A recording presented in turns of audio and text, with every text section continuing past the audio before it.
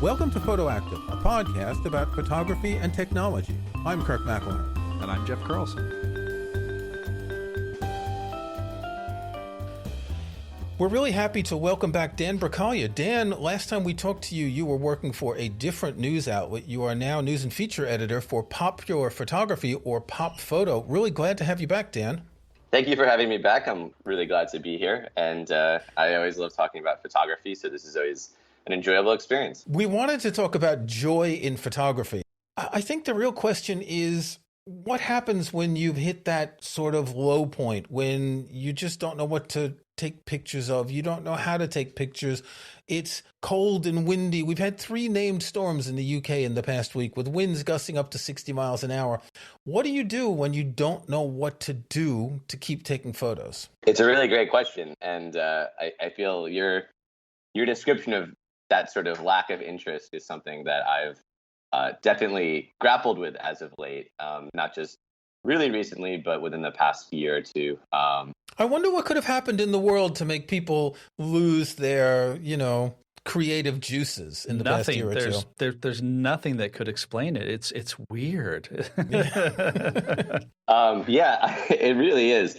And but I found some handy tips out there for sort of breaking through that block and trying to reignite that passion for photography. Because I think, again, whether it's a global pandemic or it's something to do with work or other stuff going on in your life, stressors, it's easy to lose that ability to get in that mindset where you're just sort of a kid playing. And I think that's really what photography really is about, is sort of getting back into that adolescent sort of mindset and just, finding things that excite you, framing things that excite you, and making pictures that excite you. So, they say, from a psychological standpoint too, when you're stressed, when there's things going on, when there's a global pandemic, that's one of the first things your body turns off mentally is sort of this, like, the fun, the ability to get into that fun mindset. So, it's important.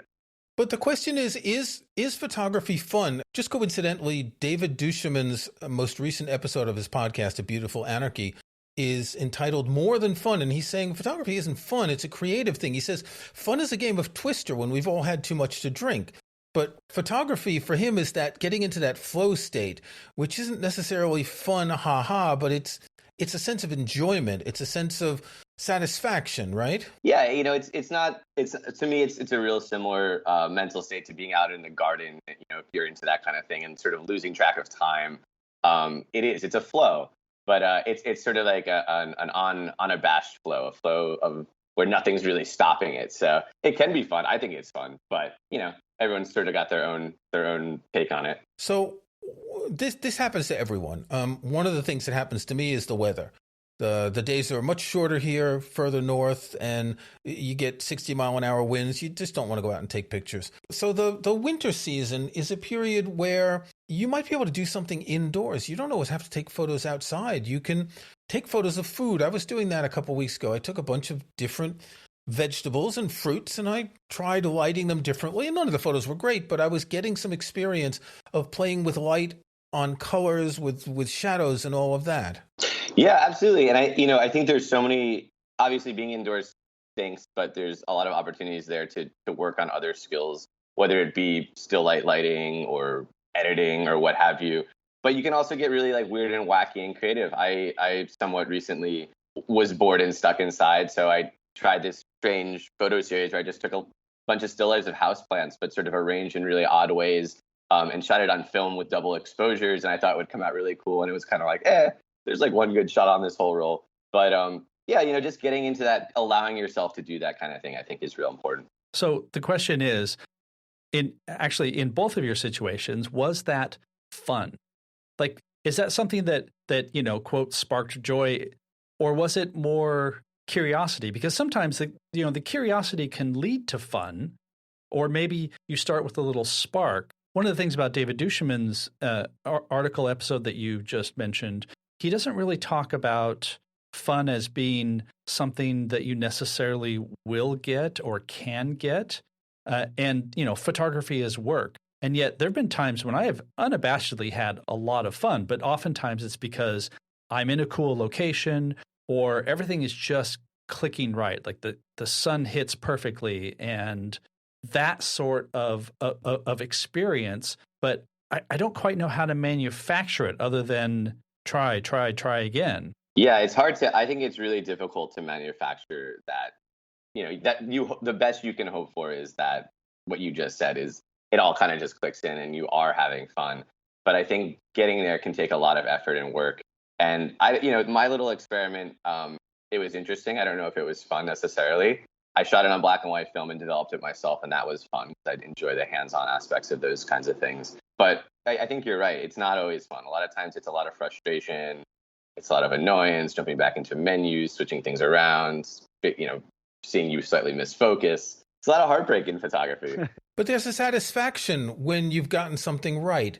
I think it's not the short-term sudden dopamine hit of, I don't know, playing a video game. It's the longer-term dopamine of, I got this right. It's like when you're making bread and you take the bread out of the oven and you've made a good loaf of bread. Yeah, and I do wonder though, back when I was a little bit younger and like shooting even more frequently than I am now, I would kind of you'd get into this mindset of where if you make a great picture, you're only as good kind of as your last great picture, and you need to like constantly one up yourself. So it's like, oh man, I made this great loaf of bread, but like, can I ever make one as good again?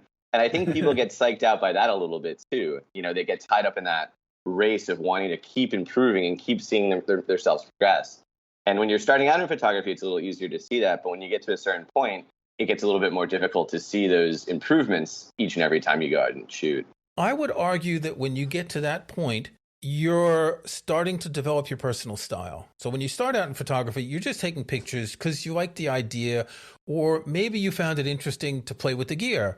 And the more you do, the more you kind of hone what you want to shoot and how you want to shoot it. And to me, there's more of a satisfaction in that than in the early days. It's like, wow, I got this really cool picture. And if I look back now, I think it's crap. Yeah. But there's more a satisfaction of developing a style. Yeah, I think you're right. And I think, one of my suggestions for people who are feeling stuck in a rut, and it's a very obvious suggestion, but it's to give yourself some sort of project to work on and make the parameters of it very limited.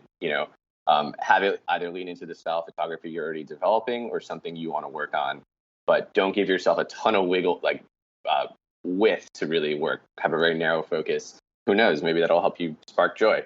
I'm always skeptical about this spark joy term, which has become famous by that Marie Kondo who tells you to throw everything away. But if you go to her website, you can buy some really expensive stuff there. That idea of sparking joy, it's like, I don't know. We shouldn't be chasing for that happiness. We should be chasing for satisfaction. I think the Greeks call it eudaimonia, the idea that things are good. And because if you're constantly chasing for great, you're always going to be disappointed because it's not always going to be great.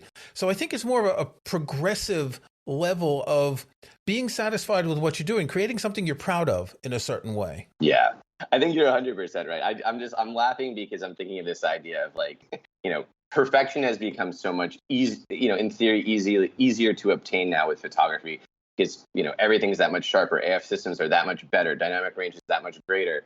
Where, I think there is a really, big reason why people are swaying towards shooting analog photography again is because it's, I think, in a lot of ways, a lot more fun because it's just a lot more room for that gray area of like, I don't know if this is quite in focus, but I love. Whereas, if I had shot that with my Sony A7R4, I'd be like, this is definitely not in focus, and I'm definitely not posting this picture. So I think that there's something kind of there for me at least, and I think for a lot of people as well. It's interesting. This morning, I was looking on Facebook. Yes, I do use Facebook for groups. And there was a photo group that I was looking at. We've talked on the show that I have a Leica Q2 monochrome.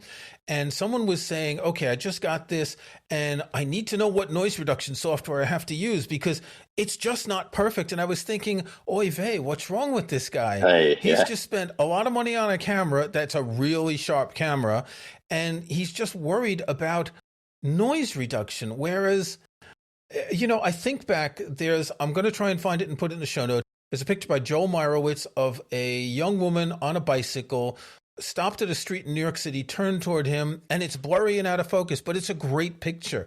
You feel that it's a real picture. It's not going through noise reduction and sharpening and all of that. It's just a picture. And in some ways, I mean, I agree with what you're saying about analog. You can't control it, so you have to accept it. And in some ways, you're less demanding of perfection, aren't you? Absolutely. And I think that it just gives you a little bit more room to be creative. Well, and when you say that, I know the photo you're talking about. And another real famous one that comes to mind for me is the cover of Bob Dylan's Blonde on Blonde. There's clear handshake in the image, and the photographer was mortified when Dylan was like, I want this one. He's like, no, I look like an idiot in this picture because I couldn't hold the camera steady. But, it looked cool. So I think, I wrote an article maybe about a year ago for DP Review about the joy of happy accidents in photography and why film photography can make those kinds of things more fun. And to me, like, that's kind of tapping into that, the fun of it, the childhood sort of like, it's almost, you get your film back, it's like Christmas morning or, your birthday, you're opening these gifts and you're seeing what the surprises are. And for me, as I'm clearly alluding to, one of the ways I'm breaking through my creative rut is getting back into film and sort of nurturing that a bit. And we're discussing that as amateur enthusiast photographers, but Michael Kenna has told me that one thing he loves about his photography is he'll take all these pictures, he'll send it to be developed, and he won't look at them for a month. And it's like Christmas when he gets these pictures and he looks at them. He said exactly that this discovery of pictures. His latest book is photos that he shot at the beginning of his career. During lockdown, he went back to look at his old archives and he found so many pictures that he had totally forgotten. That discovery in an archive can also be something that gives you joy. Yeah, I think so. And obviously, you can always look back on your digital photos, but it can seem more daunting than just holding up negatives to the window and be like, oh, cool. Then again, scanning negatives is very unfun, but Well, that's the thing. There's a lot of stuff in photography that isn't fun, that's grunt work. Yeah. And when you shoot film, do you develop yourself or do you send it out and get the negatives and scans back? So black and white, I'm mostly doing myself. The color stuff I'm sending out to our local lab here in Seattle, Panda Lab, who I highly recommend if you are in the Seattle area. I do want to get into doing color at home at some point. It's just that, it's another level. It's a bit more chemistry. So I'm trying to limit the number of poisonous chemicals I'm storing in my closet. Yeah. And it's a lot more delicate temperature-wise, if I remember correctly. Yep. When I did film developing back in the day, black and white was pretty easy, whereas you had to be really precise with color. But then again, you might make a mistake that might be a happy accident. Absolutely. And actually now, apparently, modern sous vide machines are apparently a breakthrough in color photography processing because they allow you to really dial in your temperatures, and which is kind of interesting, I never thought of that. Yeah. Yeah. That also brings up that question of perfection, going back to perfection. But like, how much of this is external pressure too? Because you look at Instagram or Glass and you see these great photos. Someone has done this magnificent thing, and you're like, oh, I have been in that location and mine didn't turn out that good. And so are we piling more negativity or just futility on ourselves because we're looking at good photos, or maybe they're not so good photos, but they're popular photos, et cetera, and then trying to live up to something that maybe we're not technically able to do, or we can't do because we can't actually be in a specific location? Like, how much external pressure? I mean, I think that's a huge factor in not just in photography, people self-guessing themselves, but just in like the youth being depressed. And, it's like we live in this world where everything looks a little bit better than it actually is. So it can be really discouraging.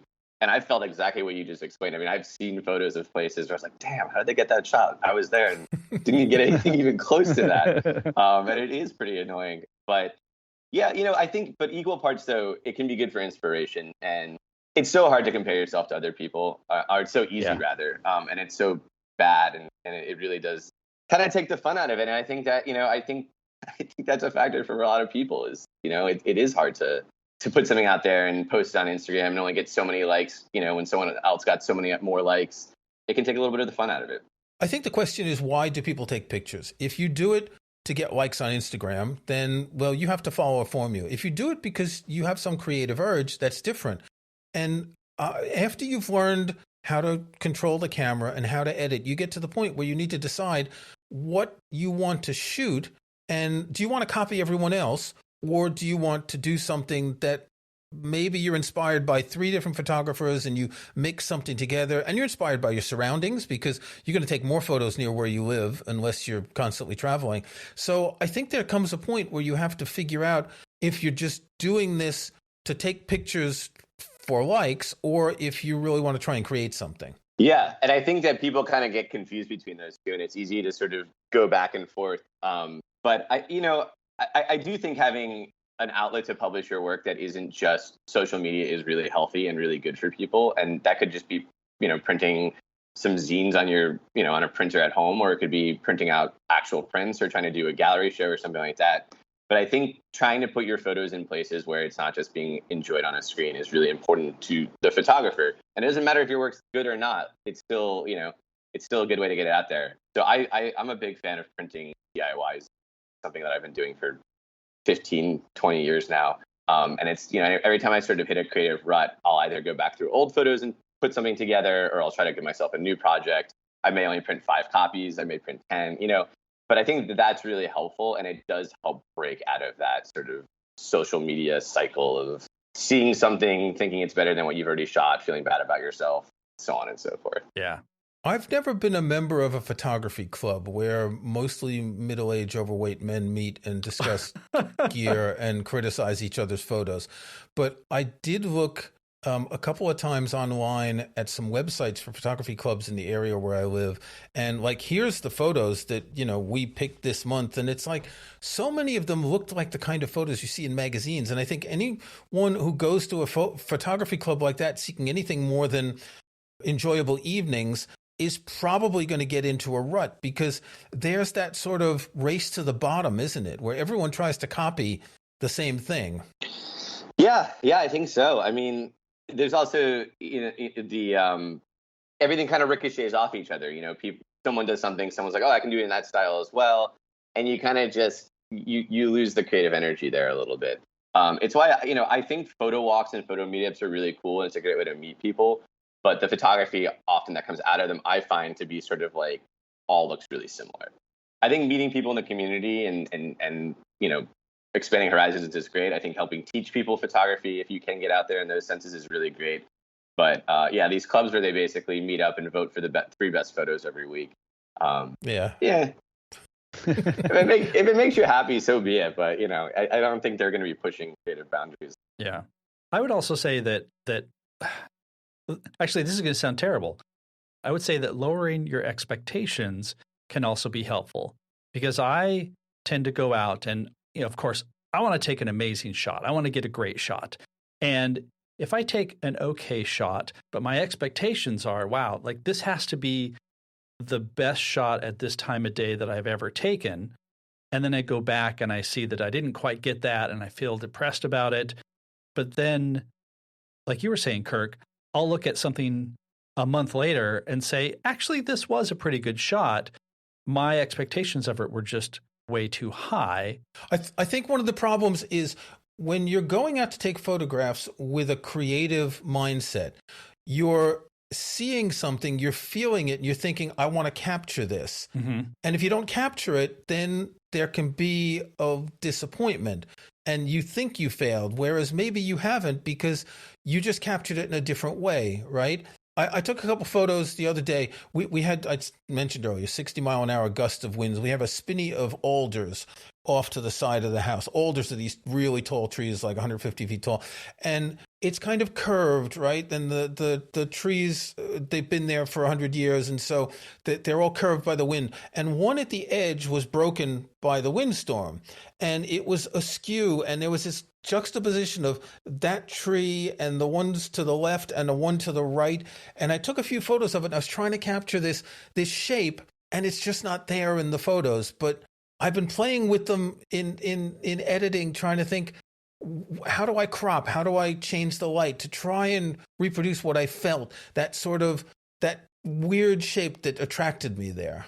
Yeah, and I think, like Jeff said, you probably won't capture it the way you see it, but you'll probably still get something that looks really cool and is really an interesting photograph.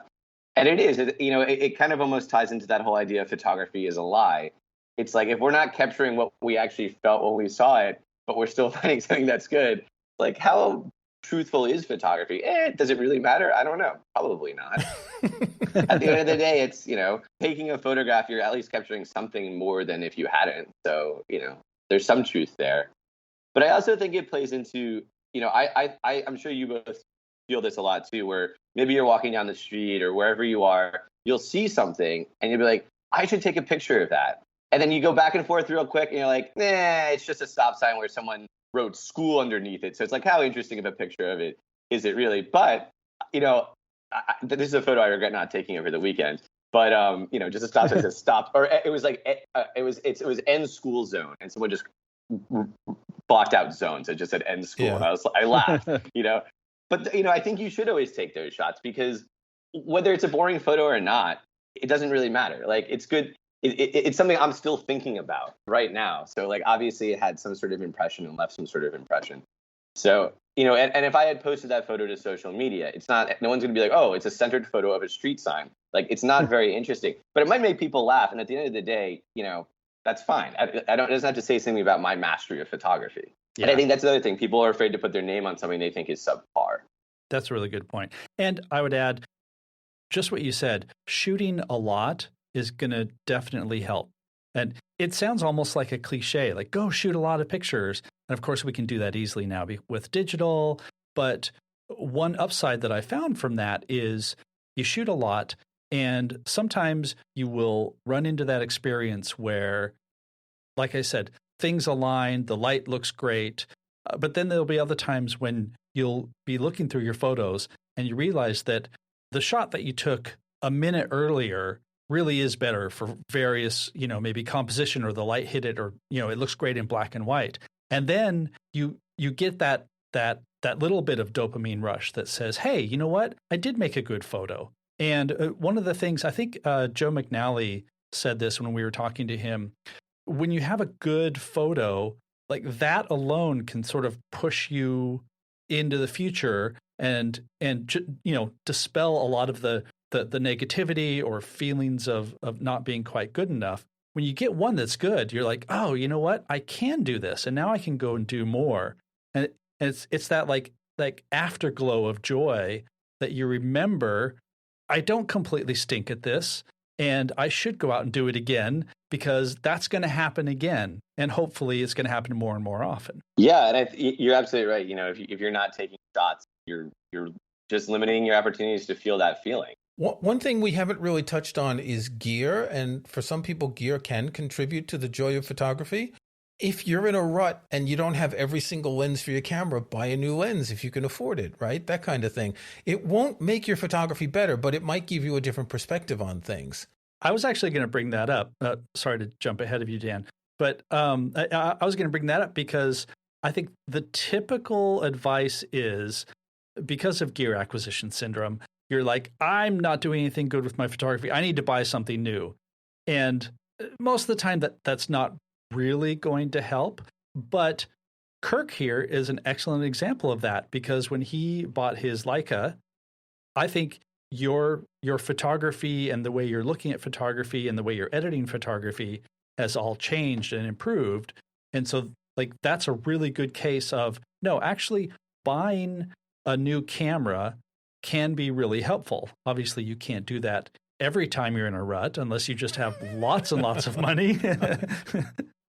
But it's a valid solution, or just change something about what you're shooting with your hardware if that gear helps to spark things. Yeah, I think it can really go both ways. And I'm really encouraged to hear your experience, Kirk, because that's awesome. And I think, one thing that I really like about, and I know you have an article coming up about this, but one thing I love about cameras like the Leica Q, like the Fujifilm X100, is they're inherently self-limiting. So it makes you sort of have to dial in and focus on something a little bit more specific. And I think that's great. And I think, giving yourself those little bit of challenges and a slightly narrower lane to work with can be really solid. But the other end of that spectrum is people who have a cabinet full of 20 cameras and they think they may want to go out and shoot today, but they have, a panic attack about which camera to grab.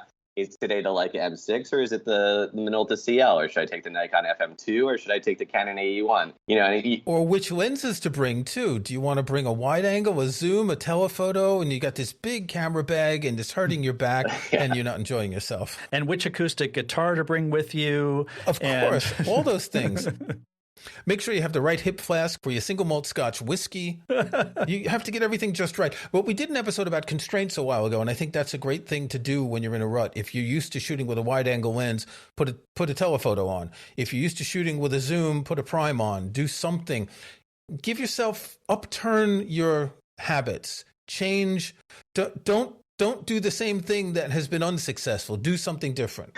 Absolutely. I used to shoot a lot of live music here in Seattle before the pandemic, mostly in smaller venues. And I would get into these kind of creative ruts where my photos would be looking the same. So I would send myself to a concert and just give myself one lens to use. And it was usually an 85 millimeter, something that's a little bit less traditional for live music. And you just look at everything a little bit different and you find new angles, and it's great. And I think that's another really good thing, especially if you're someone who's shooting something that has a little bit of a level of repetition, challenging yourself to change the focal length up or shoot with the flash or don't shoot with the flash, something like that. It's really helpful, and it makes you a better photographer, no doubt. I think all of these things that we're touching on are expanding the range of what you do and how you shoot. And I think that's probably the most important thing. Now, you could just have your standard 50 millimeter lens and go through life like that. And some people do, and they're really creative. If you look at William Eggleston, I don't remember what kind of, he was using Leicas for a long time, but then he was using some sort of medium format. I don't think he ever changed lenses. And he developed his style because he was seeing the world through that lens, and that was him, and that was enough for him. Other people may need to make changes, but I think the real advantage with digital is you can shoot so many photos and not have to pay for them afterwards in terms of developing. As enjoyable as film is, digital gives you that freedom to, as you said, that stop sign, you could shoot it in burst. You could do 12 frames a second, and you don't have to worry about what it costs. Absolutely. I think that it really depends, on your mindset and the rut you're in. But yeah, I think, especially for trying new stuff, it's great to have that leeway to really just sort of screw up and try again and see immediate results and know exactly what it is you screwed up.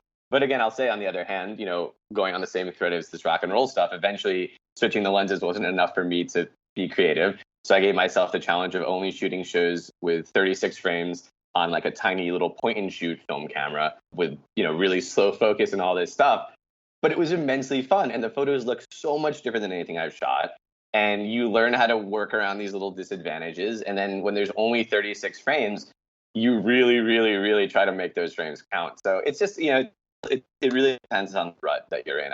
That's probably because, before that, I was going to a concert and blasting 800 frames, and coming home and wanting to bang my head against the wall because, there's so many photos that look exactly the same, and it's being shot on a, Nikon D850 or something. So it's enormous files, and you have to refinance your house to get enough hard drive space. And then on the other hand, the risk of only having 36 photos is you want to save 2 or 3 photos for when the band comes on and does Freebird for the encore. Well, I always had an extra roll in my back pocket. Okay. So in any case, there's all these different things you can do to try and re-spark that interest. We didn't talk much about editing, but you can try new editing techniques, new editing software.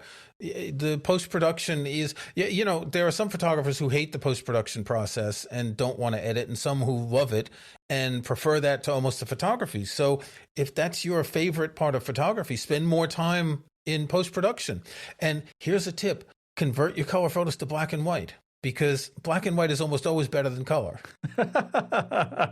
There's a lot of people who won't even do that because they just don't understand black and white. Because see, black and white is something you do have to understand, right?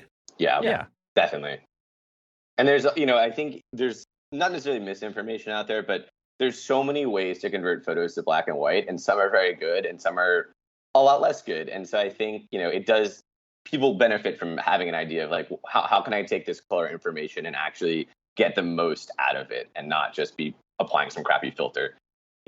Obviously cameras like the Leica monochrome, that the beauty of it is that's how they're reading the information off the sensor. But I love black and white. And I think that's a great tip. Going back and looking at stuff, just open an album in Lightroom, convert the whole thing to black and white, and take a peek around and see what you see, because that can be really cool. Really cool. And the person in that Facebook group who was complaining about the noise in the black and white monochrome photos, like, what is he talking about? Monochrome noise looks awesome. It's great. Exactly. Yeah, that's the thing. That's the kind of person who has to have everything just sharp and sharp and sharp and doesn't appreciate the grain of film. Yeah. No one's happy, right? No one's happy, but there are ways to get happy. That's our point. Exactly. Okay, well, Dan, thanks for joining us. We can find you on popphoto.com, where, coincidentally, you can find Jeff and me occasionally. So until next time. Yeah, of course. Okay, time for our snapshots. Jeff, what have you got this week? I am really happy to say that I got a few camera things for Christmas, and so I can keep grabbing Christmas things. In this case, I have a Shimoda 3-panel wrap. So what this is basically a little pouch container, and what I like about it is I can unfold it, and it has 6 big pockets. Right now they're empty, but what I'm going to do is transfer all of my filters, my ND filters, and put them in here, because right now they're just in a little pocket, like a little padded pocket, and it's compact, but I always have to sort of reach in, and it's always extra work to find the one that I want. And so this lets me just open it up. I can actually hang it like on my tripod if I'm looking for the right ND filter, see which one I want, grab it right away. It is super, super convenient. Let me give you a tip. You can also put SD cards in one of the little pouches. If you have a small cable, like, say, a cable adapter for the iPad or something, anything like that, you can stick in, all those small things. Exactly. Because it's true, when you have filters in their little plastic containers and they're all piled together, they kind of open and they get in the way, and something like that is really practical. Yeah. And what's great about these, all these pockets are semi-transparent. So you get to see exactly what it is that you're grabbing for, which is often, you're shooting, you don't want to spend a whole lot of time figuring out which filter to put on. You just want to know where it is, grab the one, put it on, and go. This particular one is $35. So not really inexpensive, but not super expensive. And again, it's something that I can throw into my bag and just have that ability to grab things quickly that I'm looking forward to. Kirk, what do you have this week? I have a book. This is a book I've had for a couple of years, and I was looking at this the other day because while I prefer black and white photography overall, I really like good color photography. This is by Fred Herzog. It's called Modern Color. Fred Herzog was a German. I think he was born in 1930. He moved to Vancouver in the 50s, and he worked as a medical photographer. In his spare time, he would wander around with his Leica, and he would take pictures using Kodachrome film. In the film world, anything that was considered artistic photography was in black and white. And it wasn't really until the late 60s, early 70s, particularly with people like William Eggleston, where color became something that was considered artistic. He was not well known. I think he had one exhibit before his death, and then it was rediscovered in 2007.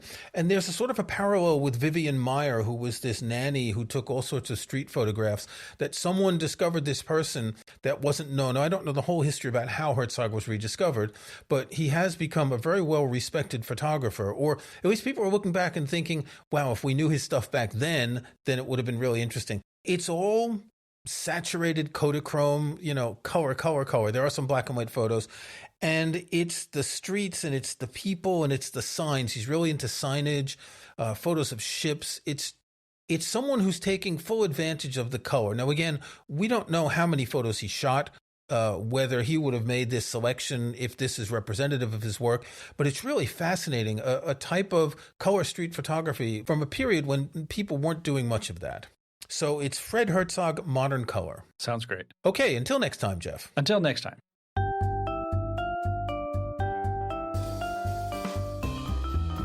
Thanks for listening to Photoactive. You can find show notes, including any photos we discuss in this episode, at photoactive.co. That's photoactive.co. We couldn't afford the M. You can join our Facebook group at facebook.com/groups/photoactivecast. That's photoactivecast in one word. You can subscribe to Photoactive in your favorite podcast app or on Apple Podcasts. See the links on our website. And think about leaving us a rating or review in iTunes or in your podcast.